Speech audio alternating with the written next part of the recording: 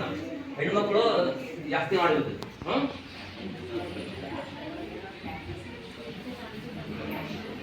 ಇದು ಕೈ ಒಳಗೆ ಬರಲಿ ಪೂರ್ತಿ.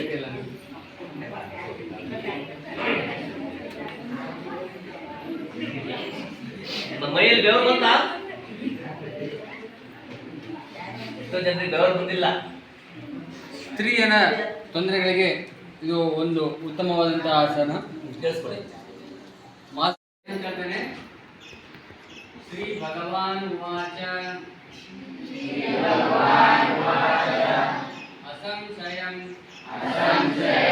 ಮಹಾಬಾಹು ಮನೋದುರ್ನಿಗ್ರಹಂ ಚಲಂ ಅಭ್ಯಾಸೇನ ತು ಕೌಂತೆಯ वैराग्येन च गृह्यते। अच्छा तो हम चलते हैं।